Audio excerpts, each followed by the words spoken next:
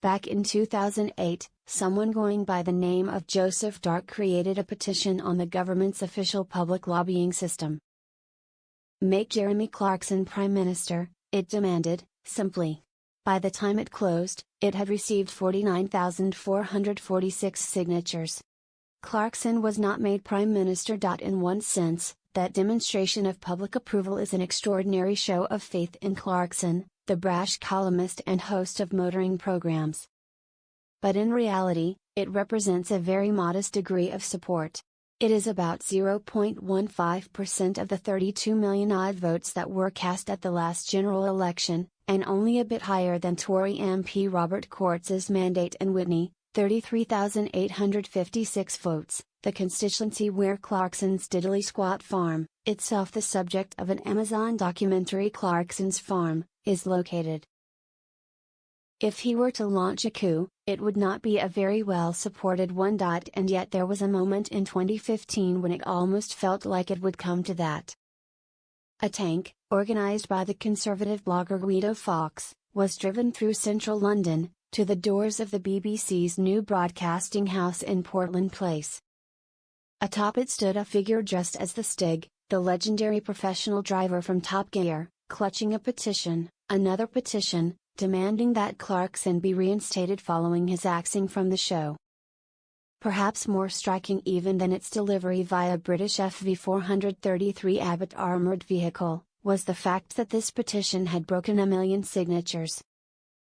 Throngs of fans greeted the tank, the Stig, and the petition at BBC's HQ and cheered for their hero. Of course, context is important. Clarkson had been sacked, not in some ideological purge, given his outspoken views on subjects like migration and climate change, or even because of a long string of accidents and controversies incurred during the filming of Top Gear. No, his end arrived, in the end, via a well-publicized fracas with one of the show's producers, Hashim Taiman. A BBC investigation found that the producer was struck, by Clarkson, resulting in swelling and bleeding to his lip, and that Taiman offered no retaliation at Clarkson. The verbal abuse was directed at Hashim Taiman on more than one occasion, the findings went on, and contained the strongest expletives and threats to sack him. The incident cost Clarkson his job at the BBC and £100,000 in damages awarded to the producer, but not, crucially, his reputation.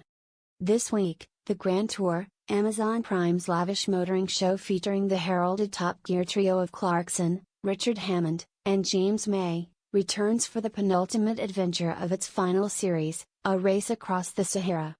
When it was picked up, back in 2016, when Clarkson's stock was at rock bottom, Amazon paid an eye-watering £160 million in a reported 3-season contract with the team. They're worth a lot, Amazon head honcho Jeff Bezos, a man who knows something about value, told the Daily Telegraph at the time, and they know it. The reason that they were worth so much is the same reason that 1 million people signed that petition. Clarkson inspires a unique form of adoration, predominantly among men of a certain age. He is an icon of an archetype that has diminished, or has been perceived to be diminished, in public life, the straight-shooting, no-nonsense, unapologetic man's man. He graduated straight from regional titles like the Rochdale Observer and Shropshire Star to motoring mags and then Top Gear itself. Despite a middle-class background and education at Repton School in Derbyshire, there is also a branch of the school in Dubai. Naturally, he has managed to maintain an image as a man of the people, in a manner not dissimilar to former Prime Minister Boris Johnson. This has always been Clarkson's position, at the center of a tug-of-war between veneration and derision. He is loathed by people who see him as a standard-bearer for a form of toxic machismo and a dinosaur on the 21st century's biggest issues.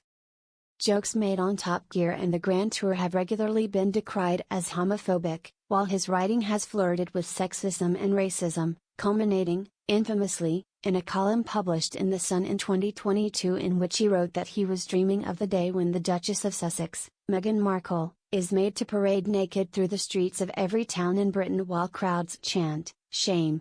and throw lumps of excrement at her. It resulted in public outcry, parliamentary condemnation, and a slap on the wrist from IPSO, the press regulator.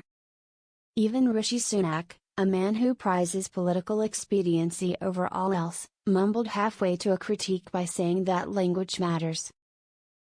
The Markle incident, like the fracas, has cost Clarkson. An Amazon executive told the Edinburgh TV Festival that they were shocked and disappointed by Clarkson's comments, and rumors began to swirl that both the Grand Tour and Clarkson's farm would be finishing, effectively ending his relationship with the streaming giant. And yet, just as in 2015, Clarkson was offered a reprieve, in November last year, Amazon performed a volte-face and announced the 4th season of Clarkson's Farm. He is like a human version of the optical illusion where some people see a rabbit and some see a duck. If you see a rabbit and believe him to be hilarious and honest, not to mention someone his fans voted, last year, the UK's sexiest male in a poll for illicit encounters. You will take some convincing that he is, in fact, a duck. And those seeing a duck, a boorish, bigoted relic, who looks like a caricature of a small-minded little Englander, will never believe there's a rabbit lurking there. The truth is that Clarkson is half rabbit, half duck.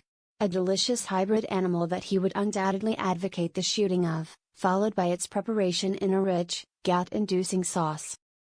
He is a social conservative with strongly held views and a gift for articulating them, but he is also more pragmatic than his critics give him credit for. Clarkson's Farm, for example, has provided a loud, clear voice for Britain's farmers who are often elided from political discourse.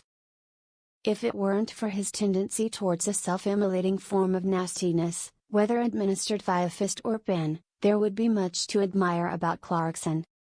But he has a lot of second chances in an industry where most people don't even get a first attempt. You might suspect that, dumped by the BBC and on precarious terms with Amazon, Clarkson is running out of options.